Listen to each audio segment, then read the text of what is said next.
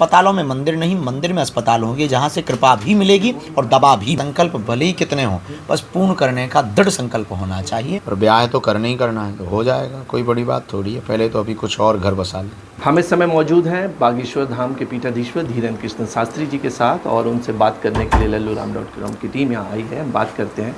महाराज, सबसे पहले तो लल्लूराम.com पे आपका स्वागत। क्या नाम? लल्लूराम.com। हाँ, आपका बहुत बहुत स्वागत है। महाराज, एक तरफ देश में कुंभ की चर्चा थी, और अगर हम अब बात करें तो बागेश्वर धाम में होने वाले आयोजन की चर्चा है।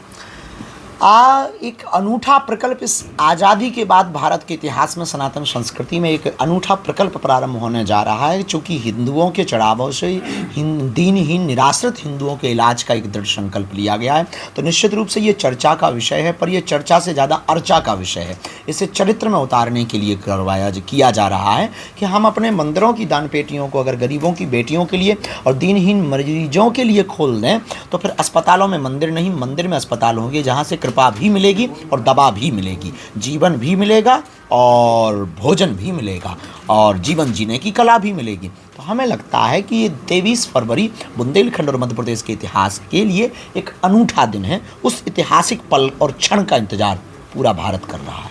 महाराज, पहले कथा, फिर पर्चा, फिर कन्या विवाह और अब कैंसर अस्पताल।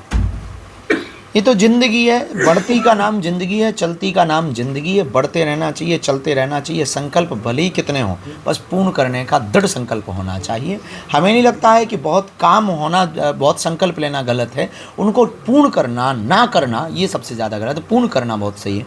तो ये तो हमारी ज़िंदगी में अभी बहुत कुछ। अब आप कहेंगे कि आज हम कैंसर हॉस्पिटल का भूमि पूजन कर रहे हैं, कल हम मेडिकल कॉलेज का उद्घाटन करेंगे, तब भी आपको दिक्कत हो सकती है। तो दिक्कतें तो ऐसी बढ़ती रहेंगी, हम दिक्कतें बढ़ाते ही रहेंगे, क्योंकि हम टेंशन लेने के लिए आए ही नहीं हैं, टेंशन देने के लिए आए।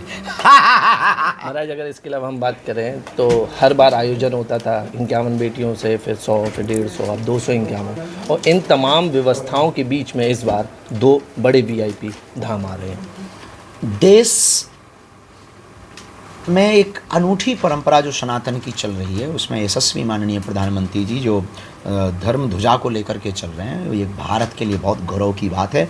और हम अतिशयोक्ति नहीं, पर यूँ कह सकते युग पुरुष की भूमिका माननीय यशस्वी वर्तमान प्रधानमंत्री श्री नरेंद्र भाई मोदी जी निभा रहे हैं। और एक छोटे से गांव में, सहज से गांव में, छोटे से आमंत्रण को इतने विराटता के साथ स्वीकार करना, ये विशाल हृदय का प्रतीक है। तो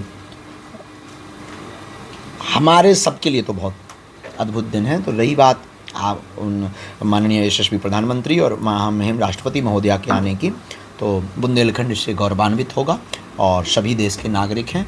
और उनकी विराटता इस बात से दर्शाती है कि वो कितने बड़े हैं, क्योंकि उन्हें बुंदेलखंड जैसे छोटे क्षेत्र के ऊपर भी उनकी दृष्टि। महाराज, 251 बेटियों की शादी के बीच में अगर हम चर्चा करें तो आपकी शादी का जो सवाल है वो कब ख़त्म हो रहा है? जल्दी होगा। कुछ सपने हैं जो हमें सोने नहीं देते हैं, जगते हुए हम सपने देखते हैं।